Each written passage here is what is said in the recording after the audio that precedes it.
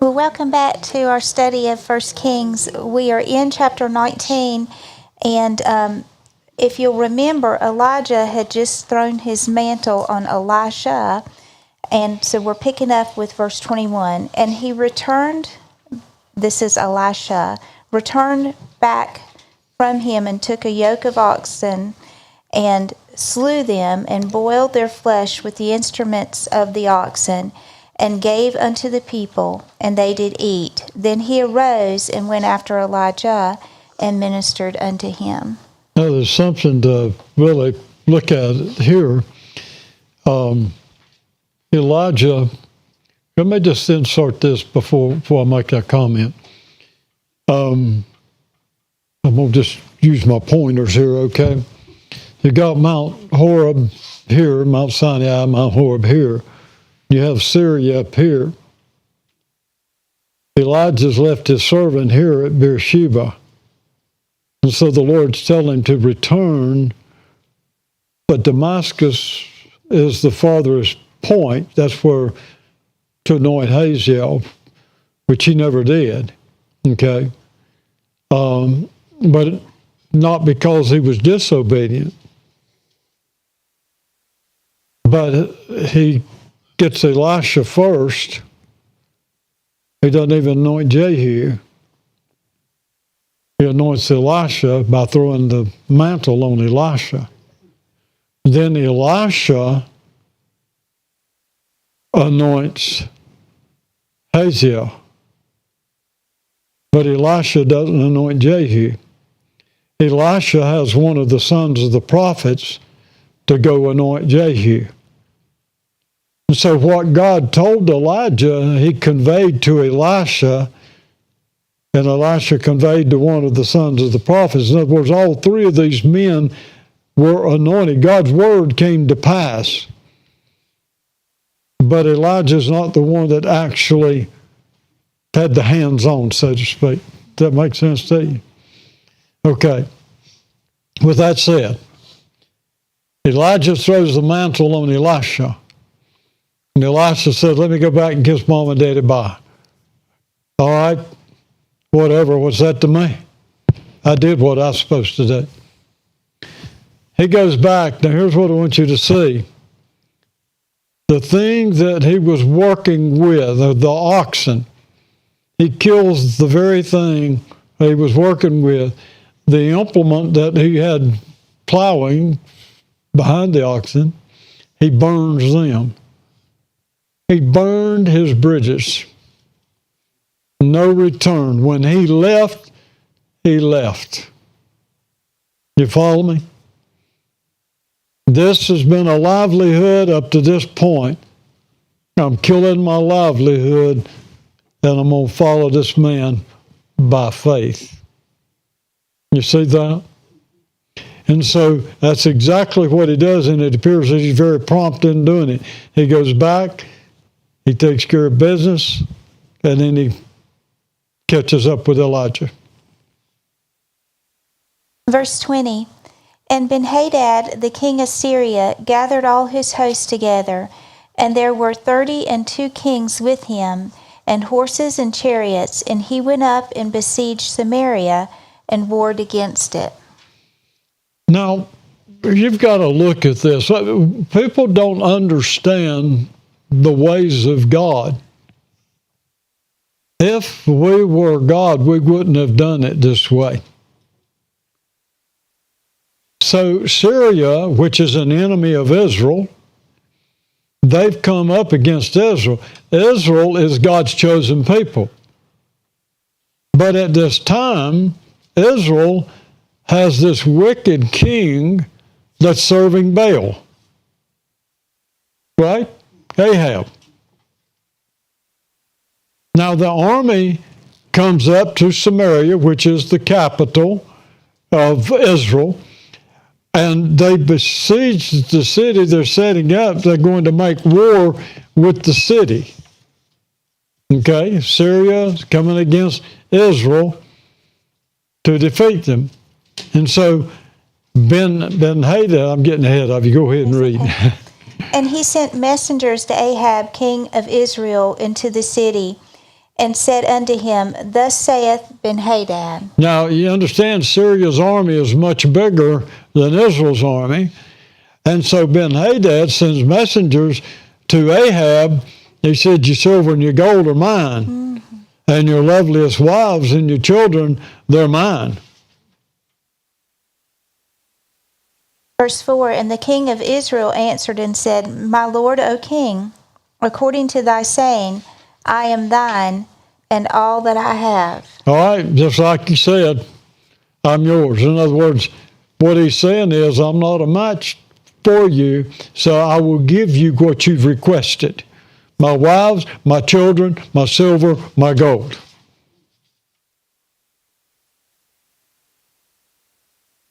It's just rolling Isn't that over. how yours reads? It is. Okay. Verse 5, And the messengers came again and said, Thus speaketh Benhadad, saying, Although I have sent unto thee, saying,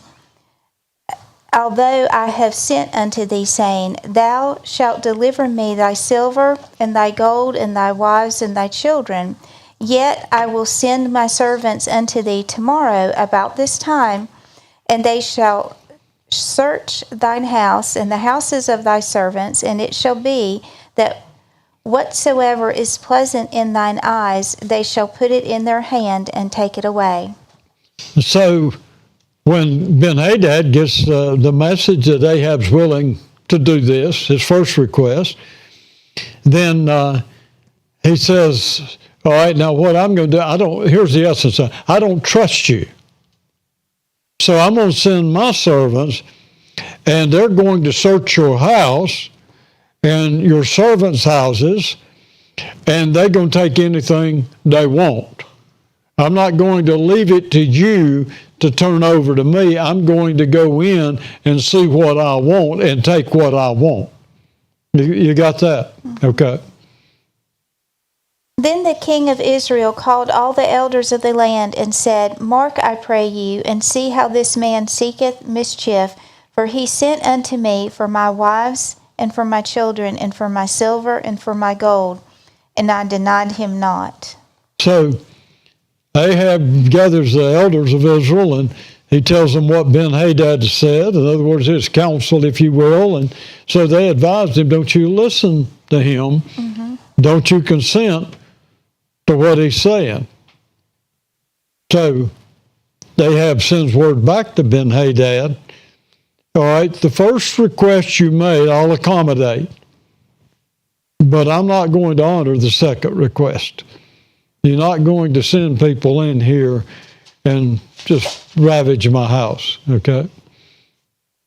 Verse 10, And Benhadad sent unto him and said, The gods do so unto me, and more also, if the dust of Samaria shall suffice for handfuls for all the people that follow me. So basically what Ben-Hadad is saying to Ahab, the gods do so and more to me. In other words, this is going to happen, okay? I'm going to send so many soldiers against you that there'll just be a handful for each of the people that follow me. That's how many people I'm going to send there against you. Mm-hmm. An intimidation, you understand? Mm-hmm. And the king of Israel answered and said, Tell him, let not him that girdeth on his harness boast himself as he that putteth it off. Now, pretty good statement. Don't let the one putting the armor on brag about what he's going to do. It's the one that takes the armor off that brags about what he's done. Mm-hmm. Okay? Don't tell me what you're doing. You haven't done it yet. Mm-hmm. And you are going to be opposed. Mm-hmm.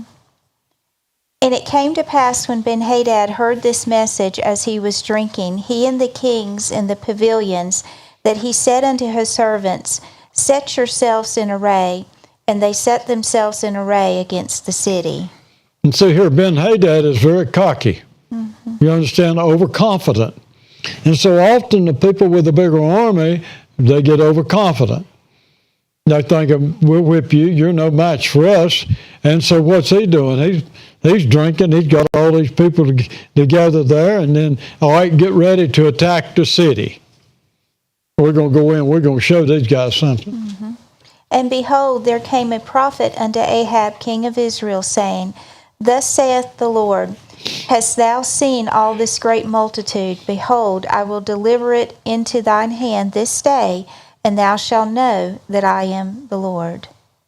Now, this is so interesting because God said, all right, this is the wicked king Ahab, the worshiper of Baal. But remember this, Israel is God's covenant people. Mm-hmm.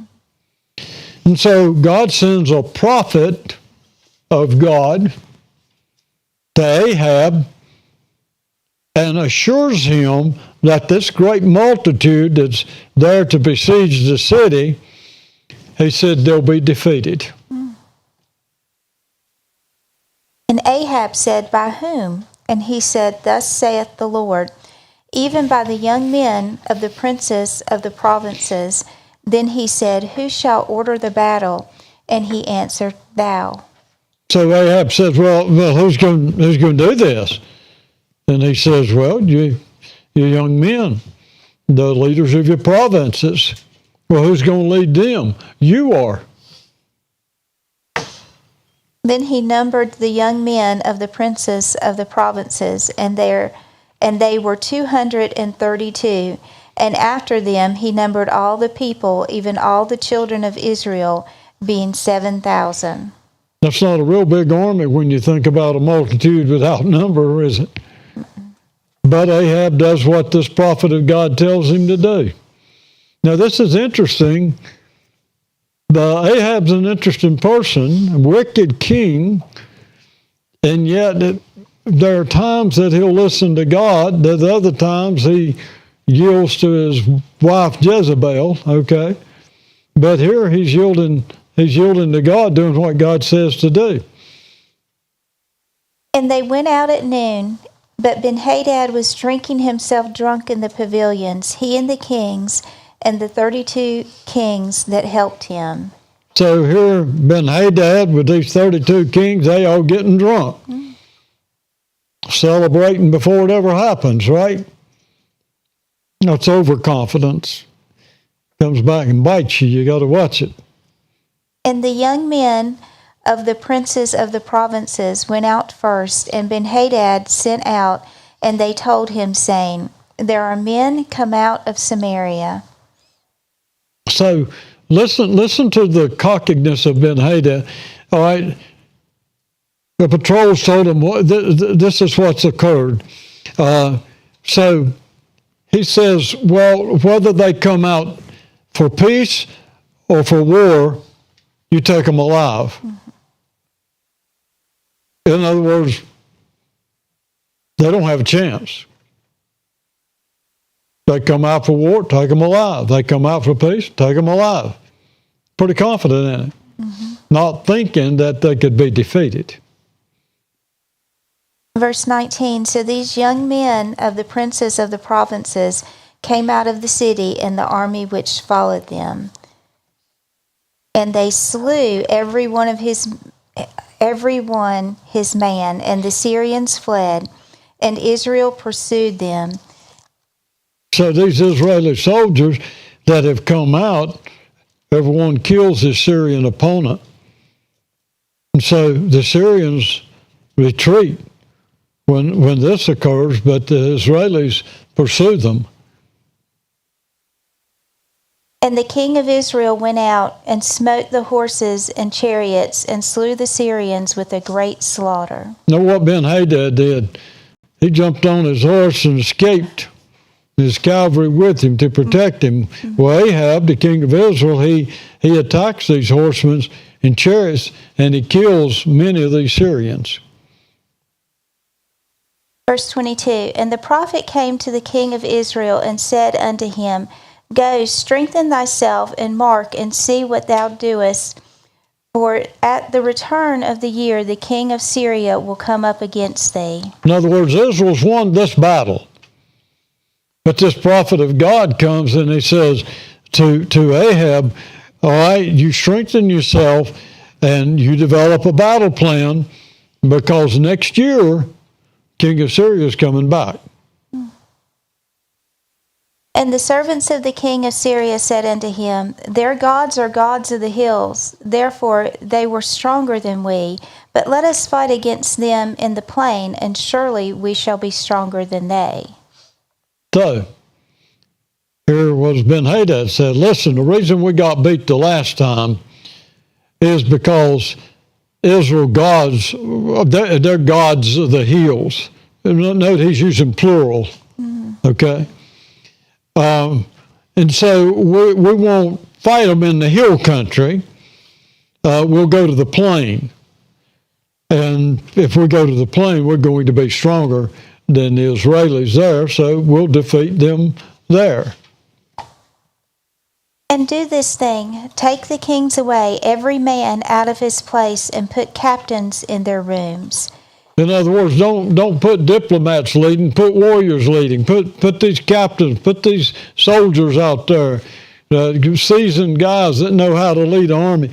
You put them out there to replace these kings, and we're going to win this thing. And number thee an army like the army that thou hast lost, horse for horse and chariot for chariot, and we will fight against them in the plain. And surely we shall be stronger than they. And he hearkened unto their voice and did so. So what he's doing, he says he's putting the exact same number of soldiers as he had in the previous encounter with Israel.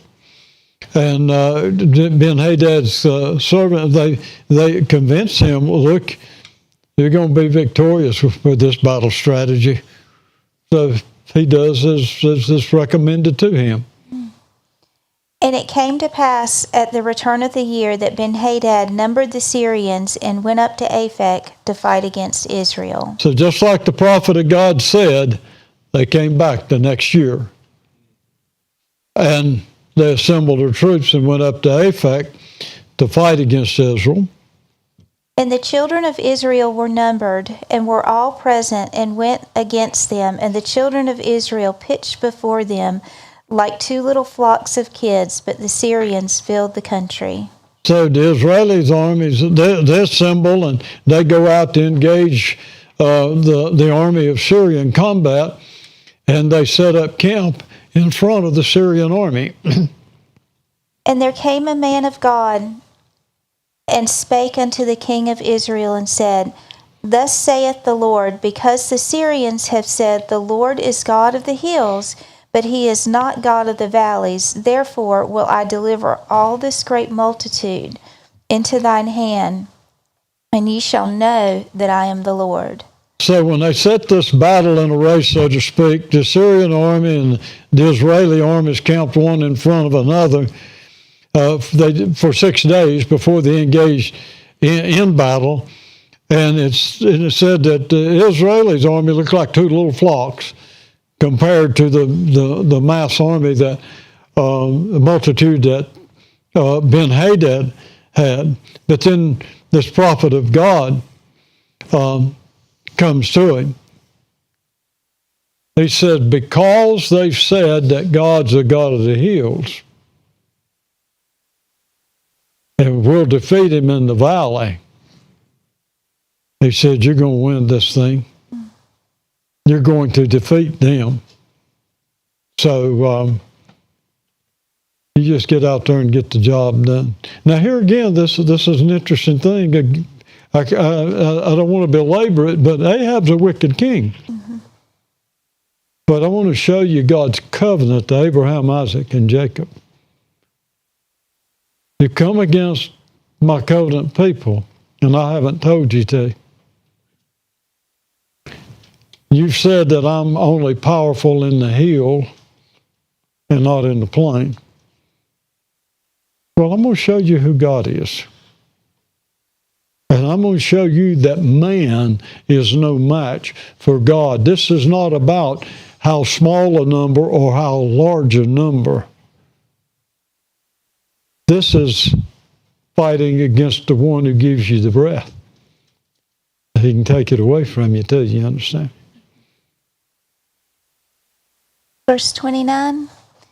And they pitched one over against the other 7 days, and so it was that in the 7th day the battle was joined, and the children of Israel slew of the Syrians 100,000 footmen in one day. Now, think about that. What we read earlier that Israel had what, 7,000? And here they're killing how many? 100,000 infantry soldiers.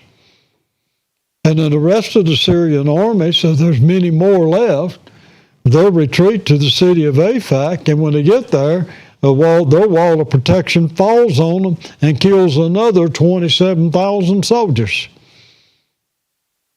And Ben-Hadad flees the scene and runs to an apartment in the city to hide. Verse 31, And his servant said unto him, Behold now, we have heard that the kings of the house of Israel are merciful kings. Let us, I pray thee, put sackcloth on our loins and ropes upon our heads, and go out to the king of Israel.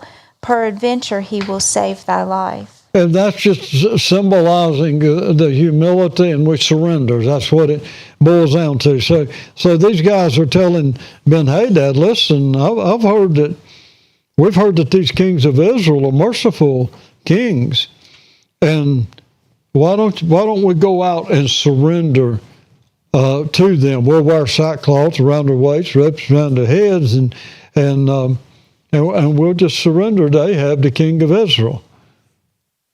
Well, sounds like a pretty good idea. So that's what they did. They go out, and Ben-Hadad is not there at that time. His servants go out first, okay?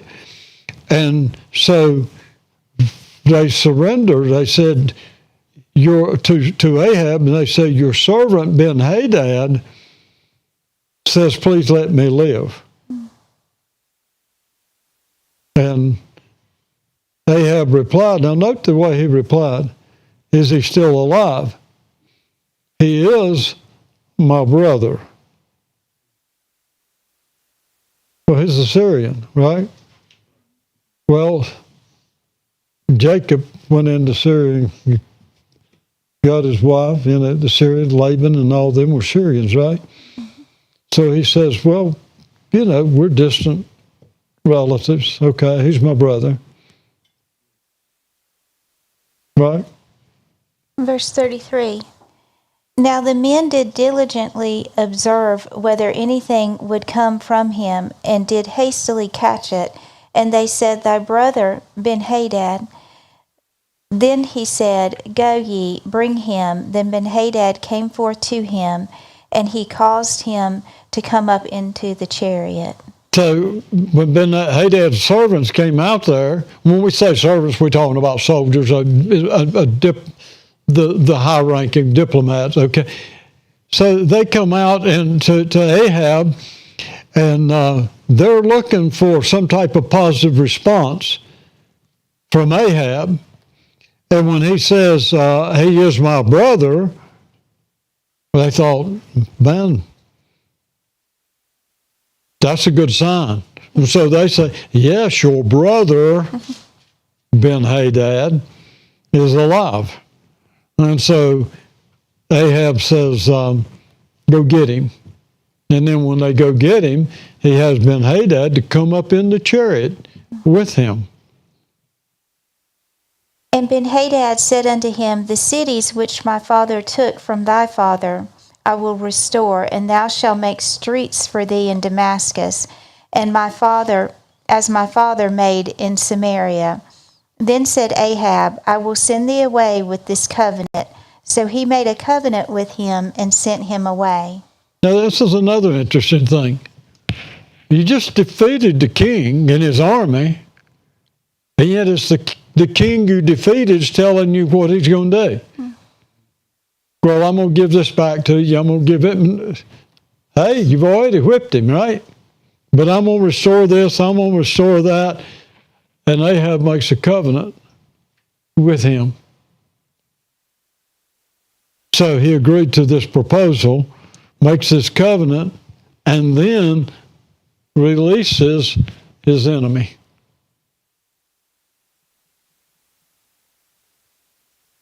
And a certain man of the sons of the prophets said unto his neighbor, In the word of the Lord, smite me, I pray thee. And the man refused to smite him. Now, God works in some unusual ways, you understand? So here's a prophet of God, and he tells another one, he says, hit me. Now, he's saying this by the inspiration of God. Wound me. I'm not going to hit you. So, what's he doing?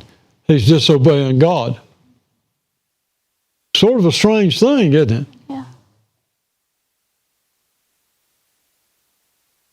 Yeah. Then he said unto him, Because thou hast not obeyed the voice of the Lord, behold, as soon as thou art departed from me, a lion shall slay thee. And as soon as he was departed from him, a lion found him and All slew right, him.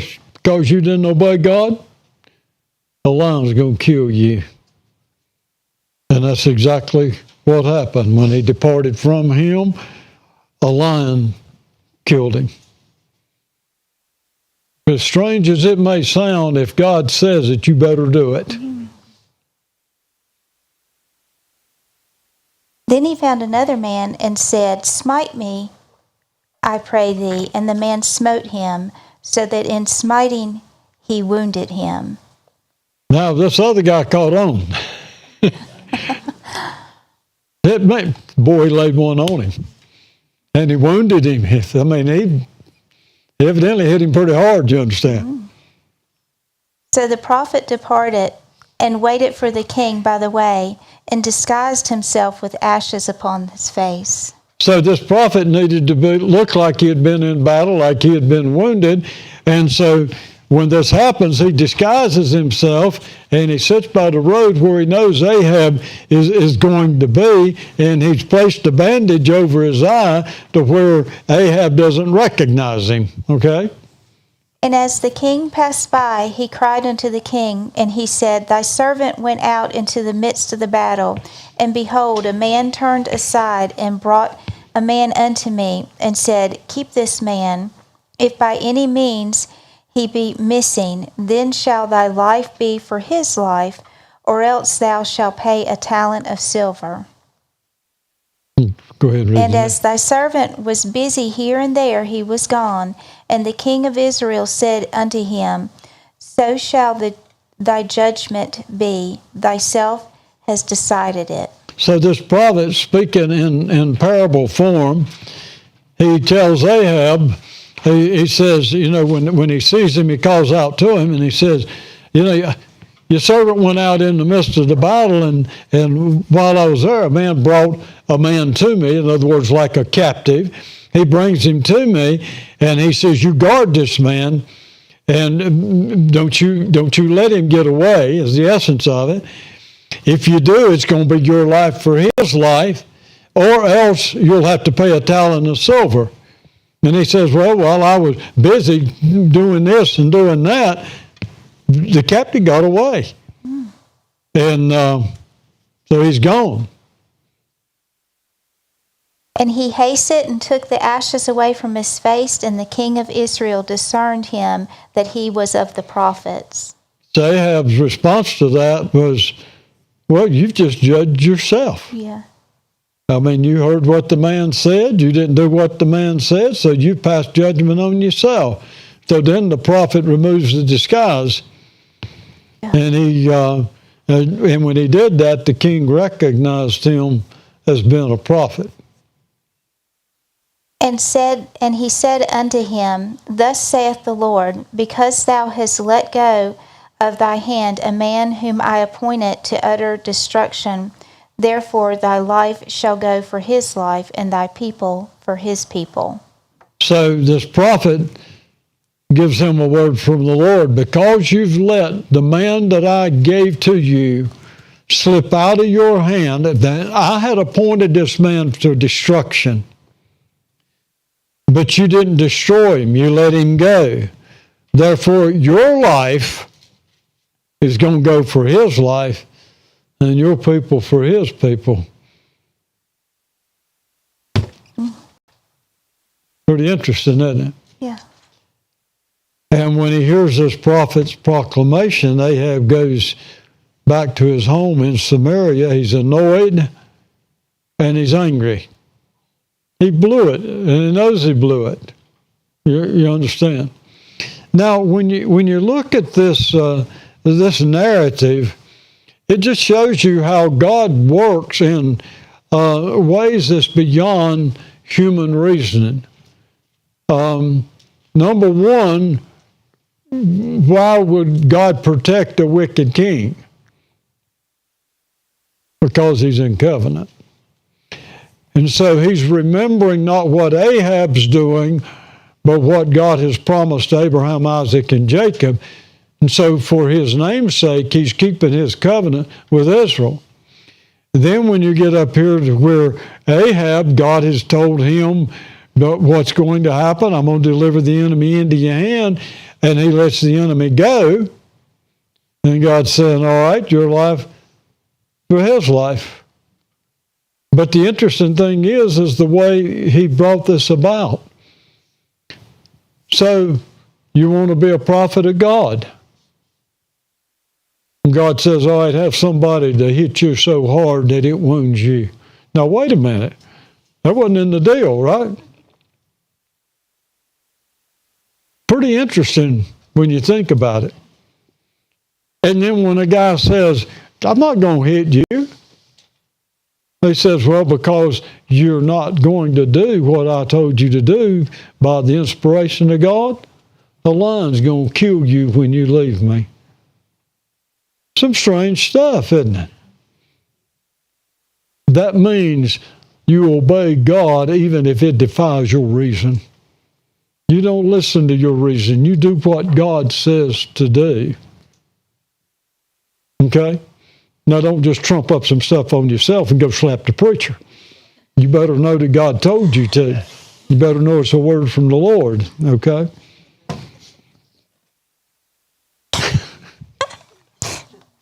Okay. I mean, this stuff, it interests me how God works in such unorthodox ways. That's beyond human reasoning. Now, do you want to be a prophet of God? And you look at these prophets that we hold in such high esteem, and rightfully so, but you look at the life they lived and the price they paid to be that servant of God. Pretty amazing. And you think you've got it bad. What's interesting to me is how Ahab he was so willing to make friends with the enemy.